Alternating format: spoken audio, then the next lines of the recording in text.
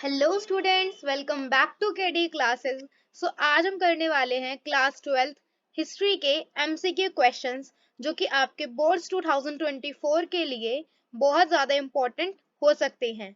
Please इस video को पूरा देखिएगा। ये एक पार्ट 1 है जिसके मैं एमसीक्यू क्वेश्चंस बना रही हूँ। सेकेंड पार्ट भी इसका अपलोड किया जाएगा, प्लीज़ आप उसको भी ज़रूर देखिएगा। फर्स्ट ऑफ ऑल हम अपना एक बार सिलेबस देख लेते हैं कि हिस्ट्री के जो 3 बुक्स हैं, भाग 1, भाग 2 और भाग 3, इन तीनों ही बुक्स के कौन कौन से लेसन्स जो हैं आपके बोर्ड्स 2024 में आ रहे हैं। भाग 1 का ईटे मनके और अस्थियां, राज्य, किसान और नगर, बंधुत्व, जाति तथा वर्ग, विचारक, विश्वास तथा इमारतें, ये 4 लेसन है जो कि आपकी फर्स्ट बुक से आ रहे हैं। सेकेंड बुक के आ रहे हैं यात्रियों के नजरिए, भक्ति सूफी परंपराएं, एक साम्राज्य की राजधानी विजयनगर, किसान जमींदार और राज्य, ये सेकेंड बुक के आपके लेसन हैं।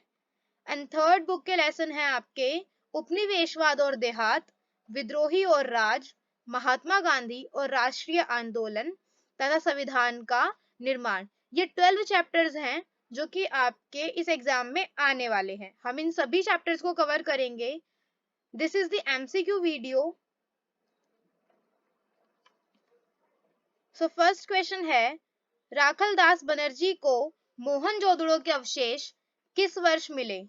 अब राखलदास बनर्जी ने मोहनजोदड़ो की खोज की थी, लेकिन किस वर्ष की थी? इसका आंसर है 1922। नेक्स्ट क्वेश्चन है, सिंधु घाटी सभ्यता में विशाल स्नानागार के अवशेष कहां से प्राप्त हुए हैं? आपके ऑप्शंस हैं हड़प्पा, मोहनजोदड़ो, कालीबंगन और लोथल। इसका आंसर है मोहनजोदड़ो।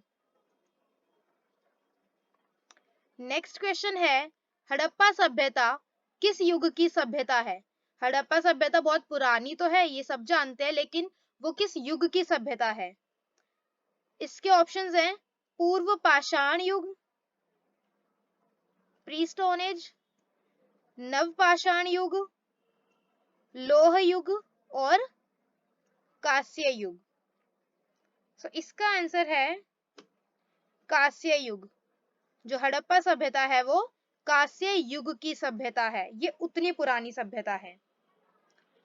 नेक्स्ट क्वेश्चन है, सिंधु घाटी निवासियों को किस धातु का ज्ञान नहीं था? यानी कि हड़प्पा सभ्यता के जो निवासी थे, जो लोग थे, वो निम्नलिखित में से किस धातु से अनभिज्ञ थे? इस धातु की उन्हें जानकारी नहीं थी। आपके ऑप्शंस हैं सोना, चांदी, लोहा तथा तांबा। इसका आंसर है लोहा, कि हड़प्पा सभ्यता के जो निवासी थे वो उस समय तक लोहे से अनभिज्ञ थे, वो लोहे के बारे में नहीं जानते थे। नेक्स्ट क्वेश्चन है, हड़प्पा किस नदी के किनारे स्थित है? हड़प्पा सभ्यता की बात नहीं की जा रही। हड़प्पा सभ्यता का जो एक मशहूर शहर है हड़प्पा और मोहनजोदड़ो, वैसे तो दो हैं, लेकिन यहाँ पर हड़प्पा की बात की जा रही है कि हड़प्पा शहर जो है वो किस नदी के किनारे स्थित है।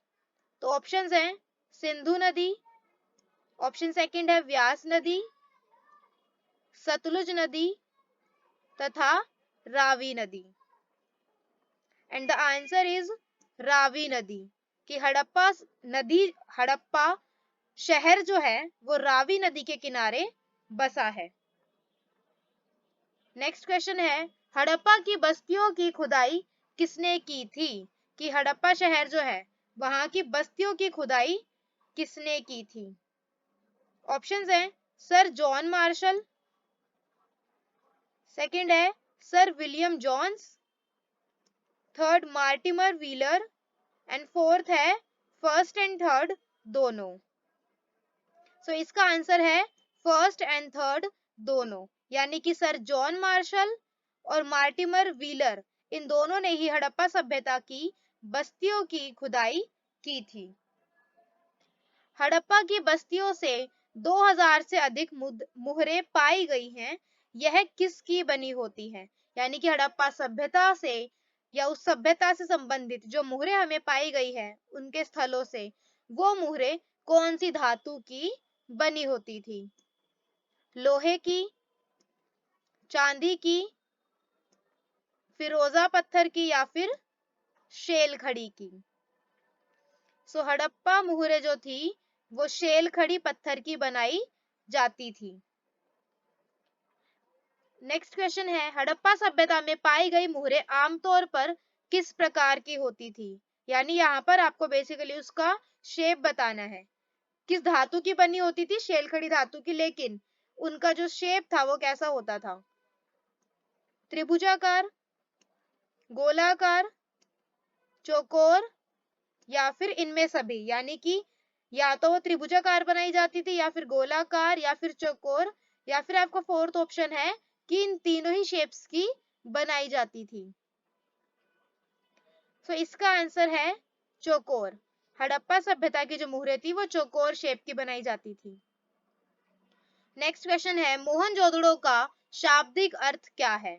कि मोहनजोदड़ो जो शहर है उसका जो नाम है उसका शाब्दिक अर्थ आपको बताना है कि मोहनजोदड़ो का एग्जैक्टली मीनिंग क्या है। फर्स्ट ऑप्शन है मृतकों का टीला, यानी मरे हुए लोगों का टीला। सेकंड है महान का टीला। थर्ड है जीवितो, यानी कि जो जीवित है उनका टीला, या फिर इनमें से कोई नहीं। सो आपका आंसर है मृतकों का टीला। मोहनजोदड़ो शब्द का अर्थ है मृतकों का टीला। नेक्स्ट क्वेश्चन है, किस भारतीय शासक को नेपोलियन के नाम से भी जाना जाता है? यानी कि ऐसा कौन सा भारतीय शासक है जिसे नेपोलियन की संज्ञा दी गई या फिर नेपोलियन के नाम से भी जाना गया? So here are the options: Chandragupta Maurya, Kanishka, Samudragupta तथा हर्षवर्धन। सो इसका आंसर है समुद्रगुप्त। किस शिलालेख, शिलालेख जो पत्थरों पर लिखे जाते थे, किस शिलालेख में अशोक के कलिंग विजय का उल्लेख मिलता है? अशोक, सम्राट अशोक का जो कलिंग युद्ध हुआ था उसका जो हमें उल्लेख मिलता है वो कौन से शिलालेख में मिलता है? प्रथम में, सप्तम में, दशम में, या फिर 13वें में? सो इसका आंसर है 13वें शिलालेख में। अशोक किस वंश का शासक था? आई थिंक ये तो किसी को बताने की भी नीड है, ये तो सबको ही पता होगा, पर एक बार हम ऑप्शंस देख लेते हैं। मौर्य काल या मौर्य वंश, गुप्त काल या गुप्त वंश, मुगल काल, या फिर अंग्रेजों का काल? So the answer is Maurya काल। जो सम्राट अशोक है वो मौर्य काल या फिर मौर्य वंश से संबंधित है। भारतीय इतिहास के किस काल को स्वर्ण काल यानी कि गोल्डन एरा के नाम से जाना जाता है? ऑप्शंस हैं मौर्य काल को, गुप्त काल को, मुगल काल को, या फिर अंग्रेजों के काल को? आंसर है इसका गुप्त काल, यानी कि गुप्त काल को ही क्या कहा जाता है? स्वर्ण काल। राज तरंगिणी जो कि एक किताब है, इसके लेखक कौन है? लेखकों का नाम और आपके बुक्स का नाम बहुत ज्यादा जरूरी है, तो इसे प्लीज आप याद करके जाइएगा। राज तरंगिणी के लेखक कौन थे? ऑप्शंस में है पतंजलि, वाण भट्ट, विशाख दत्त, या फिर कल्हड़? आंसर है कल्हड़, यानी कि कल्हड़ क्या थे? राज तरंगिणी के लेखक। अर्थशास्त्र की रचना कब हुई? अर्थशास्त्र जो कि एक बुक है इकोनॉमिक्स एंड पॉलिटिक्स की, जो कि मौर्य काल में लिखी गई थी, इसकी रचना कब हुई थी? देखिए मैंने आप लोगों को एक हिंट भी दे दिया है। 6ठी शताब्दी ईसा पूर्व में, 5वीं शताब्दी ईसा पूर्व में, 4थी शताब्दी ईसा पूर्व में, या फिर 3री शताब्दी ईसा पूर्व में? सो इसका आंसर है 4वीं शताब्दी ईसा पूर्व में। अर्थशास्त्र, जिस बुक का भी हमने टाइम पढ़ा, वो बुक लिखी किसने थी? वाल्मीकि जी ने, मनु ने, कौटिल्य ने या फिर वेद व्यास ने? तो ये बुक लिखी थी कौटिल्य ने, जिन्हें कि विष्णु शर्मा या फिर कौटिल्य के नाम से भी या फिर चाणक्य के नाम से भी जाना जाता है। नेक्स्ट क्वेश्चन है, प्रसिद्ध ग्रंथ इंडिका। देखिए कितनी सारी बुक्स के नाम आ रहे हैं, उनके लेखक के नाम आ रहे हैं। सो आप इसमें कंफ्यूज मत होइएगा, भले ही इस वीडियो को पॉज करके थोड़ा सोच समझ के ही आगे कंटिन्यू कीजिए या फिर वीडियो को बार बार देखिए, बट बुक्स एंड उनके राइटर्स बहुत ज्यादा इंपॉर्टेंट है, एंड जो यात्री आया करते थे वे भी। प्रसिद्ध ग्रंथ इंडिका की रचना किसने की है? ऑप्शंस है कौटिल्य, मेगास्थनीज, अल्बिरूनी या फिर Itsing. So the answer is Megasthenes. Chanakya ने लिखी है अर्थशास्त्र और मेगास्थनीज ने लिखी है इंडिका।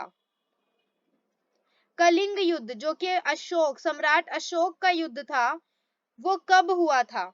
261 ईसा पूर्व में, 251 ईसवी पूर्व में, 263 ईसवी पूर्व में या फिर 253 ईसा पूर्व में?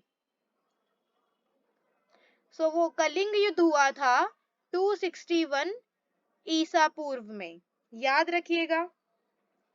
अपने खुद के खर्चे से सुदर्शन झील की मरम्मत किसने कराई? सुदर्शन झील जो है उसकी मरम्मत अपने खुद के पैसों से कौन से शासक ने कराई? अशोक, कनिष्क, रुद्रमन या फिर स्कंदगुप्त? आंसर है रुद्रमन। शासक रुद्रमन ने क्या किया था? सुदर्शन झील की मरम्मत कराई थी, एंड दैट टू सिर्फ अपने पैसों से। किसके अभिलेख में भूमि अनुदान का उल्लेख मिलता है? यानी कि बहुत से लोग पहले अभिलेख लिखा करते थे, बहुत से अभिलेख मिलते भी हैं, लेकिन भूमि अनुदान का, कि भूमि जो उस टाइम पर डोनेट वगैरह करते थे लोग, उसका उल्लेख किसके अभिलेख में मिलता है? अशोक के अभिलेख में मिलता है, सम्राट अशोक के, या फिर समुद्रगुप्त के, या प्रभावती गुप्त के, या फिर इन सभी के अभिलेखों में? इसका आंसर है करेक्ट, प्रभावती गुप्त। यानी कि प्रभावती गुप्त के ही अभिलेखों में हमें किसका उदाहरण मिलता है? भूमि अनुदान का। अशोक ने महेंद्र और संघमित्रा को बौद्ध धर्म का प्रचार करने के लिए कहाँ भेजा था? महेंद्र और संघमित्रा अशोक, सम्राट अशोक के बच्चे हैं, चाइल्ड हैं, और इन्होंने, अशोक ने क्या किया था? महेंद्र संघमित्रा को बौद्ध धर्म का प्रचार करने के लिए कहीं भेजा था। अब आपको वही बताना है कि उन्होंने अपने बच्चों को कहाँ भेजा था। श्रीलंका, ब्रिटेन, बांग्लादेश या फिर पाकिस्तान? इसका आंसर है श्रीलंका। उन्होंने अपने बच्चों को श्रीलंका भेजा था ताकि वहां भी बौद्ध धर्म का प्रचार किया जा सके। नवरत्न किस शासक के दरबार में थे? नवरत्नों के बारे में आपने सुना ही होगा, तो आपको ये बताना है, ये अकबर के नवरत्नों की बात नहीं हो रही है, क्योंकि देखिए वो ऑप्शन में भी नहीं है। आपको बताना है कि नवरत्न किस शासक के दरबार में थे, जो कि ऑप्शंस में दिए गए हैं। अशोक, कनिष्क, समुद्रगुप्त या फिर Chandragupta Vikramaditya? So correct answer है चंद्रगुप्त विक्रमादित्य। अभिज्ञान शकुंतलम, अब देखिए ये भी एक ग्रंथ का नाम आ गया। अभिज्ञान शकुंतलम के रचनाकार कौन है? ऑप्शंस हैं कालिदास, वाणभट्ट, अश्वघोष या फिर कौटिल्य। कौटिल्य वही जिन्हें चाणक्य भी कहते हैं, अर्थशास्त्र के जो लेखक हैं। तो इसका करेक्ट आंसर है कालिदास, कि अभिज्ञान शकुंतलम किसने लिखी है? कालिदास ने। वेदों की संख्या कितनी है? अब ये तो सबको पता होना चाहिए कि कुल वेदों की संख्या कितनी है। चलिए बताइए। आप कमेंट डाउन भी कर सकते हैं इसका answer if you know that already. 4, 5, 3 या फिर 8। सो इसका करेक्ट आंसर है 4। भारतीय इतिहास में हमने कितने वेदों का जिक्र सुना है? 4 वेदों का। मुद्रा राक्षस की रचना, here is the another book। मुद्रा राक्षस की रचना किसने की है? कौटिल्य ने, विशाखदत्त ने, मेगस्थनीज ने या फिर इनमें से कोई नहीं। सो इसका करेक्ट आंसर है विशाखदत्त। विशाखदत्त ने क्या की है? मुद्रा राक्षस की रचना की है। अब आप इसका एक हिंट अगर मैं आपको बताऊं तो आप एक ट्रिक से याद कर सकते हैं कि देखिए इधर लिखा है राक्षस और इधर लिखा है विशाखदत्त। दत्त को आप दांतों से थोड़ा सा रिलेट कर सकते हैं, यानी कि ऐसा राक्षस जिसके दांत बहुत क्या है? विशाल है।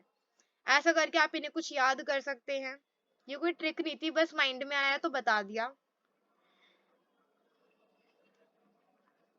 नेक्स्ट क्वेश्चन, धम्म की शुरुआत किसने की थी? चंद्रगुप्त, चंद्रगुप्त विक्रमादित्य, अशोक या फिर कनिष्क। सो इसका करेक्ट आंसर है अशोक। अशोक ने ही क्या किया था? धम्म का प्रचार किया था, लोगों में धर्मों की, नैतिकता की बातें फैलाना, उनका प्रचार करना स्टार्ट किया था।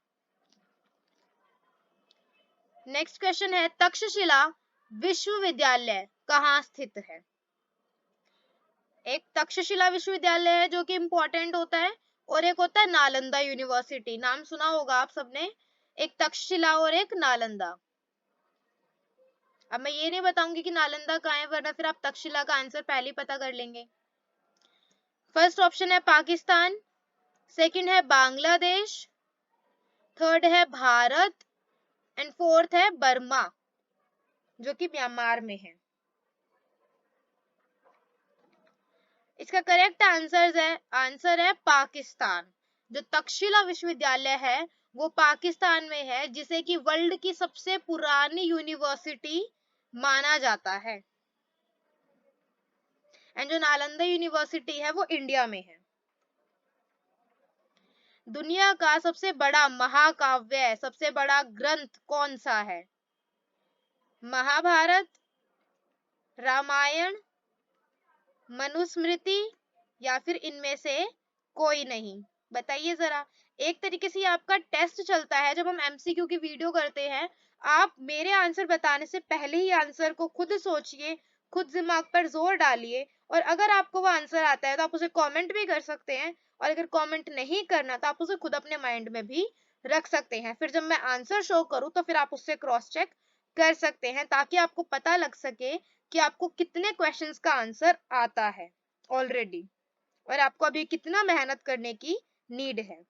सो इसका आंसर देखते हैं। इसका आंसर है महाभारत। महाभारत दुनिया का सबसे बड़ा महाकाव्य है। महाभारत का युद्ध जो कि काफी फेमस है वो कितने दिनों तक चला?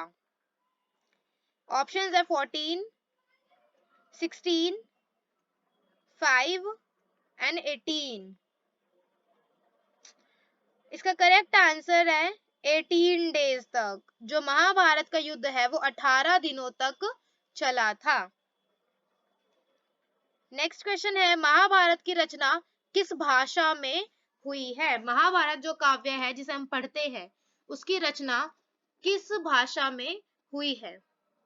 पहला ऑप्शन है संस्कृत, सेकंड ऑप्शन है पाली, थर्ड है प्राकृत एंड फोर्थ ऑप्शन है हिंदी। सो इसका करेक्ट आंसर है संस्कृत। महाभारत की जो रचना है वो संस्कृत भाषा में हुई है। महाभारत अब लिखी किसने है? महाभारत का युद्ध कितने दिन चला, कौन सी भाषा में लिखा है, ये तो पढ़ लिया, लेकिन महाभारत लिखी किसने है? बताइए जरा। वाल्मीकि जी ने, मनु, कौटिल्य या फिर महर्षि वेदव्यास? आई थिंक पता होगा सबको इसका आंसर तो। So the correct answer is महर्षि वेदव्यास। और अगर नहीं पता तो प्लीज याद कर लीजिएगा अपने एग्जाम से पहले, क्योंकि एमसीक्यू बहुत इंपॉर्टेंट रोल प्ले करते हैं आज के टाइम पर तो एग्जाम में, क्योंकि यही मार्क्स आपको गेन भी करा सकते हैं और यही आपके मार्क्स कट भी करवा सकते हैं। अब नेक्स्ट क्वेश्चन है, गोत्र किसका सूचक था? अब जो गोत्र हम बोलते हैं ना कि हमारा गोत्र क्या है, तुम्हारा गोत्र क्या है, अब ये किसका सूचक था हिस्ट्री में, यानी कि किसके बिहाफ पर गोत्र को डिसाइड किया जाता था? प्रत्येक जाति के सामान्य पूर्वज, यानी कि जो सेम पूर्वजों के ही आगे आगे चले हुए आ रहे हैं बच्चे वो, या व्यवसायिक उपजातियां, व्यवसाय के अकॉर्डिंग जो कि उपजातियां बनी हुई हैं वो, उपजातियों का सामान्य निवास स्थान, यानी कि जो सेम जगह पर रहते हैं वो, या एक जाति विशेष के निवास क्षेत्र, या फिर जो एक जाति के लोग एक साथ रहते हैं वो। इसका करेक्ट आंसर है प्रत्येक जाति के सामान्य पूर्वज। अब जो गोत्र हम पढ़ते हैं वो हमारे ही किसी न किसी पूर्वज, जो पहले के ऋषि मुनि हुआ करते थे, जो कि हमारे पूर्वज हैं, उन्हीं के फिर बच्चे बच्चे बच्चे, जब उनकी पीढ़ी आगे बढ़ती गई तो उन्हीं हमारे पूर्वजों के नाम पर ही हमारे गोत्र जो है वो रखे गए हैं। नेक्स्ट क्वेश्चन है, महाभारत का समालोचनात्मक संस्करण कितने वर्षों में तैयार हुआ? अब महाभारत का जो संस्करण तैयार किया गया था वो कितने टाइम में हुआ था तैयार? 37 वर्षों में, 36 ईयर्स में, 35 ईयर्स में, या फिर 34 ईयर्स में? बताइए। इसका करेक्ट आंसर है 37 ईयर्स में। गोत्र के अंदर विवाह करना कौन सा विवाह कहलाता है? जैसे अब विवाह से पहले गोत्र चेक किए जाते हैं ना, तो ऐसा विवाह जो कि अपने खुद के ही सेम गोत्र के अंदर किया जाता है या फिर किया जाता था, ऐसे विवाह को क्या बोला जाता है? अंतर विवाह, बहिर्विवाह, ब्रह्म विवाह, या फिर राक्षस विवाह? राक्षस विवाह तो जाहिर सी बात है नहीं कहेंगे, तो इसका आंसर है अंतर विवाह। आप इसे अंतर से याद कर सकते हैं, अंतर यानी कि अंदर, यानी कि गोत्र के अंदर जो विवाह हो रहा है। मनुस्मृति में कितने प्रकार के विवाह का उल्लेख किया गया है? इनके कितने टाइप्स ऑफ मैरिजेस हैं जिनको डिस्क्राइब किया गया है? 4, 6, 8 या फिर 9? इसका करेक्ट आंसर है 8, यानी कि 8 प्रकार के विवाहों का उल्लेख किया गया है मनुस्मृति के अंदर। महाभारत में गंगा पुत्र के नाम से किसे जाना जाता है? गंगा पुत्र को जानते होंगे आई थिंक। शांतनु, भीष्म, दुर्योधन, या फिर शकुनी? शकुनी तो डेफिनेटली नहीं होने वाला ना। इसका करेक्ट आंसर है भीष्म, यानी कि भीष्म को ही क्या बोला जाता है? गंगा पुत्र। इनका पूरा नाम ही गंगा पुत्र भीष्म है। महर्षि व्यास द्वारा उत्पन्न संतान का नाम बताओ, यानी कि जो ऑप्शंस दिए गए हैं उनमें महर्षि व्यास की जो संतान है वो कौन थी? पांडु, धृतराष्ट्र, विदुर, या फिर यह सभी? यह सभी, यानी कि पांडु भी, धृतराष्ट्र भी और विदुर भी। नेक्स्ट क्वेश्चन है, घटोत्कच किसका पुत्र था? तो घटोत्कच देखते हैं किसका पुत्र था। युधिष्ठिर का, अर्जुन का, दुर्योधन का, या फिर भीम का? करेक्ट आंसर है भीम का। जो पांडवों में जो भाई थे ना भीम, उन्हीं का पुत्र था कौन? घटोत्कच। और घटोत्कच के ही पुत्र कौन है? खाटू श्याम। भीम ने हिडिंबा के साथ कौन सा विवाह संपन्न किया था? अभी भीम के बारे में पढ़ा था ना, भीम और हिडिंबा इन दोनों की शादी हुई थी और इन्हीं के पुत्र का नाम है खाटू श्याम, जैसे कि अभी हमने बताया। तो अब इन दोनों का जो विवाह हुआ था वो कौन सा विवाह हुआ था? आर्ष, गंधर्व विवाह, राक्षस विवाह, या फिर देव विवाह? इसका आंसर है गंधर्व विवाह। महाभारत के किस पर्व में वर्ण व्यवस्था का उल्लेख मिलता है? आदि पर्व, भीष्म पर्व, शांति पर्व, या फिर इनमें से सभी में? इसका आंसर है शांति पर्व। शांति पर्व जो कि महाभारत का ही भाग है, उसमें हमें वर्ण व्यवस्था का उल्लेख मिलता है। स्तूप का संबंध किस धर्म से है? Interesting question. बौद्ध धर्म से है, जैन धर्म से है, ब्राह्मण से है या फिर ईसाई धर्म से है? सो इसका आंसर है बौद्ध धर्म से। जो स्तूप हैं वो बौद्ध जी के ही निशानियों पर बनाए गए हैं। महात्मा बुद्ध को ज्ञान की प्राप्ति कहाँ हुई थी? महात्मा बुद्ध को ज्ञान किस जगह पर प्राप्त हुआ था? लुम्बिनी, बोध गया, सारनाथ या फिर कुशीनगर? सो इसका आंसर है बोध गया। महात्मा बुद्ध को बोध गया में बुद्धि की, मान लीजिए अगर आपको ट्रिक लगा के याद करना हो तो ज्ञान की प्राप्ति को आप ऐसे कर सकते हैं कि महात्मा बुद्ध को बुद्धि की प्राप्ति, सॉरी ऐसे नहीं बोलना चाहिए, ज्ञान की प्राप्ति बोध गया में हुई थी। निम्न में से किस वेद में 10 मंडल, 1028 सूक्त तथा 10,580 ऋचाएं हैं? अब ये वेद स्टार्ट हो गए। ऋग्वेद में, यजुर्वेद में, सामवेद में या फिर अथर्ववेद में? यही हमारे 4 वेदों के नाम हैं। अब आपको बताना है इन चारों में से किस वेद के अंदर 10 मंडल हैं, 1028 सूक्त हैं और 10,580 ऋचाएं हैं। सो वो है ऋग्वेद, और ऋग्वेद ही सबसे पुराना वेद भी माना जाता है। बुद्ध के उपदेशों का संकलन, संकलन यानी कि जोड़ के रखना, उनका एक तरीके से संग्रह क्या कहलाता है? बुद्ध चरित्र में, सुत्त पिटक में, अभिधम्म में या फिर विनय पिटक में? सो इसका आंसर है विनय पिटक में। जैन धर्म के 24वें तीर्थकर कौन थे? इनमें तीर्थकर आते हैं ना, 12वां 24वां, तो आपको बताने कि जैन धर्म के 24वें तीर्थकर कौन थे? ऋषभवेद, आदिनाथ, पार्श्वनाथ या फिर महावीर स्वामी? सो इसका आंसर है महावीर स्वामी, यानी कि महावीर स्वामी जैन धर्म के 24वें तीर्थकर थे। ऋग्वेद में कितने देवताओं का जिक्र है? ऋग्वेद जो कि सबसे पुराना वेद माना जाता है, इसमें कितने देवताओं का जिक्र देखने को मिलता है? अग्नि, इंद्र, सोम या फिर सभी? सो इसका आंसर है सभी, यानी कि अग्निदेव भी, इंद्रदेव भी और सोमदेव भी, तीनों का ही जिक्र ऋग्वेद में देखने को मिलता है।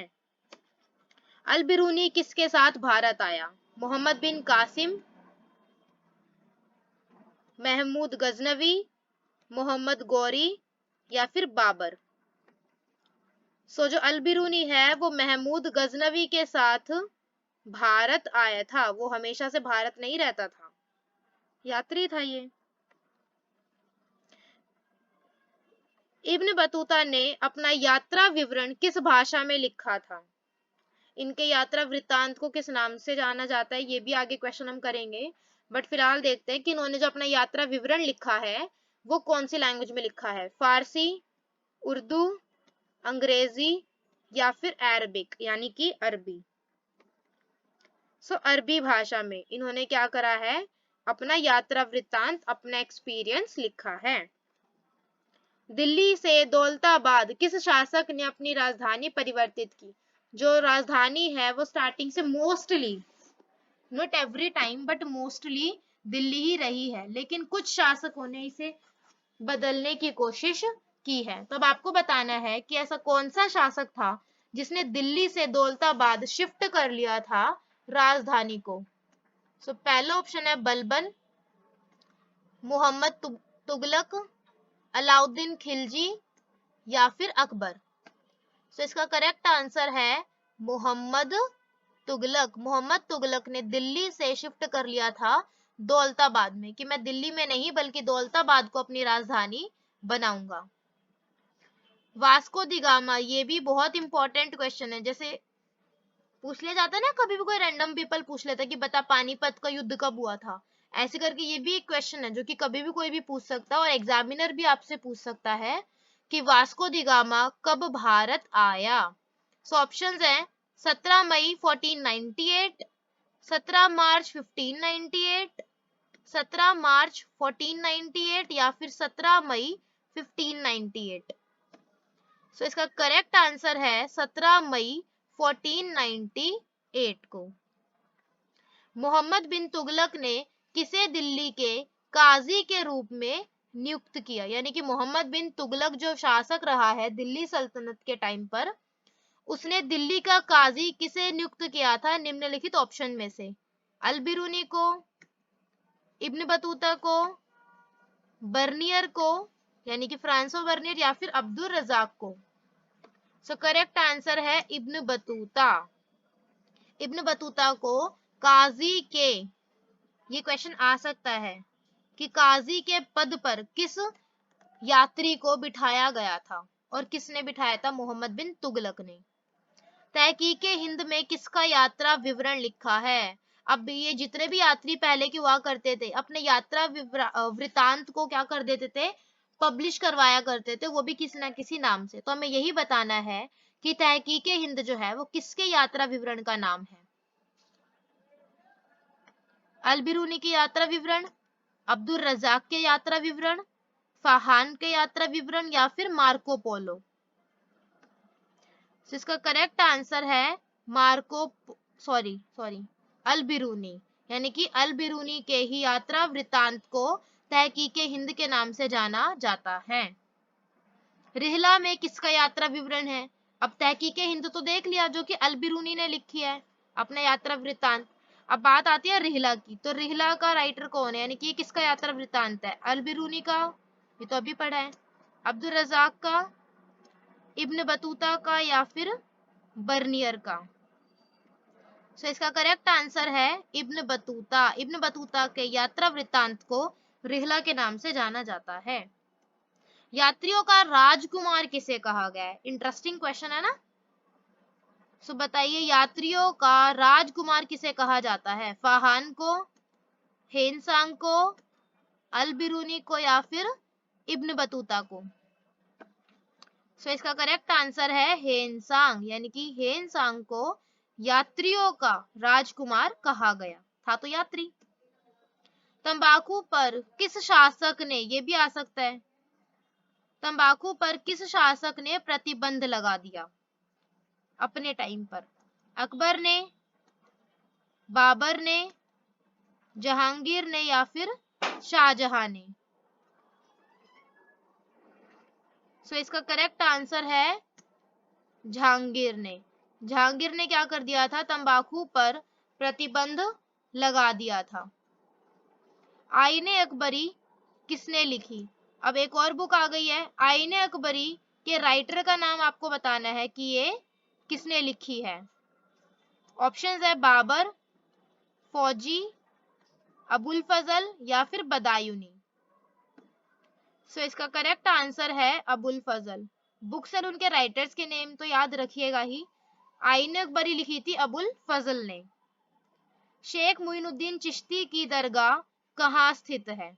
दरगाह वाला भी एक दो क्वेश्चन है इंपॉर्टेंट। शेख मुइनुद्दीन चिश्ती की दरगाह कहाँ स्थित है? दिल्ली में, आगरा में, फतेहपुर सीकरी में, या फिर अजमेर में। सो इसका करेक्ट आंसर है अजमेर में। अजमेर में क्या है? शेख मुइनुद्दीन चिश्ती की दरगाह। जगन्नाथ का शाब्दिक अर्थ क्या है, यानी कि जगन्नाथ शब्द जो सुना है उसका शाब्दिक अर्थ क्या है? संपूर्ण विश्व का स्वामी, विष्णु एवं शिव का अवतार, सभी का हितैषी, या फिर इनमें से कोई नहीं। इसका करेक्ट आंसर है संपूर्ण विश्व का स्वामी, यानी कि जगन्नाथ का मतलब क्या होता है? संपूर्ण विश्व का स्वामी, जो पूरे विश्व का स्वामी हो। इस्लाम का उदय किस शताब्दी में हुआ? इस्लाम की जो स्टार्टिंग है वो कौन से टाइम पर हुई? 7वीं, 13वीं, प्रथम, या फिर 10वीं शताब्दी में। इसका करेक्ट आंसर है 7वीं शताब्दी। बीजक में किसके उपदेश हैं? कबीर के, गुरु नानक के, चैतन्य के या फिर रामानंद के? इसका करेक्ट आंसर है कबीर के, यानी कि बीजक में कबीर के उपदेश हैं। शाहजहां की किस पुत्री ने ख्वाजा मुइनुद्दीन चिश्ती साहब की अजमेर स्थित दरगाह का वर्णन किया है? यानी कि शाहजहां की कौन सी बेटी थी जिसने ख्वाजा मुइनुद्दीन चिश्ती साहब की जो अजमेर दरगाह है उसका विवरण किया है या फिर वर्णन किया है? जहां आरा, रोशन आरा, गोहर आरा या फिर इनमें से सभी ने? तो इसका करेक्ट आंसर है जहां आरा। पुष्टि मार्ग का जहाज किसे कहा जाता है? अब ये कुछ संज्ञा वाले हैं कि किसे क्या कहा जाता है, क्योंकि ये क्वेश्चन थोड़े डिफिकल्ट होते हैं, कंफ्यूजिंग होते हैं। पुष्टि मार्ग का जहाज किसे कहा जाता है? कबीर को, वल्लभाचार्य को, नानक को या फिर रैदास को? इसका करेक्ट आंसर है वल्लभाचार्य। बलबन की पुत्री का विवाह किस सूफी संत के साथ हुआ था? बलबन जो कि दिल्ली सल्तनत के शासक रहे हैं उस टाइम। हाँ, तो इसके ऑप्शन देखिए, निजामुद्दीन औलिया, फरोदुद्दीन गंज ए शकर, कुतुबुद्दीन बख्तियार काकी या फिर मुइनुद्दीन चिश्ती? तो फरोदुद्दीन गंज ए शकर के साथ क्या हुआ था? बलबन की पुत्री की शादी हुई थी। 2.5 दिन की झोपड़ी एक 2.5 दिन की है, लेकिन यहाँ पर आपसे पूछा गया है 2.5 दिन की झोपड़ी, तो आपको बताना है कि 2.5 दिन की झोपड़ी का निर्माण किसने करवाया था। ये इंपॉर्टेंट है। निकोली कांटी, अब्दुल रजाक, ऐबक या फिर बलबन? तो इसका करेक्ट आंसर है ऐबक, यानी कि कुतुबुद्दीन ऐबक। कुतुब मीनार का निर्माण किसने शुरू करवाया था? कुतुब मीनार का जो निर्माण है वो शुरू किसी और ने करवाया था, खत्म किसी और ने करवाया था और रेनोवेट किसी और ने करवाया था। तो यहाँ पर आपसे उसका निर्माण नहीं पूछा जा रहा, ये पूछा जा रहा है कि कुतुब मीनार का जो निर्माण है वो शुरू किसने करवाया था। तो ऑप्शंस है इल्तुतमिश, जलालुद्दीन, कुतुबुद्दीन ऐबक या फिर रजिया सुल्तान? तो इसका करेक्ट आंसर है कुतुबुद्दीन ऐबक। कुतुबुद्दीन ऐबक जो है उन्होंने अपने गुरु के लिए उनके लिए क्या बनवाया था? कुतुब मीनार बनवाया था। और कुतुबुद्दीन के ऐबक कौन थे? बख्तियार काकी। अकबर ने किस सन में दीन इलाही धर्म चलाया? 1562, 1564, 1579 या फिर 1581? 1581 में अकबर ने दीन इलाही धर्म चलाया था। भारत में मुगल वंश का संस्थापक कौन था? यानी कि भारत में मुगल वंश जो आया वो स्टार्ट किसकी वजह से हुआ था? बाबर, हुमायूं, अकबर या फिर जहांगीर? इसका करेक्ट आंसर है बाबर। संत कबीर का जन्म कहाँ हुआ था? दिल्ली में, वाराणसी में, मथुरा में या फिर हैदराबाद में? तो संत कबीर का जन्म हुआ था वाराणसी में। So thank you so much for watching. Hope you like the video. Please subscribe the channel to get more videos. अगर आपको मेरी वीडियो थोड़ी भी पसंद आई हो तो प्लीज इस वीडियो को लाइक कीजिएगा और चैनल को सब्सक्राइब कीजिए।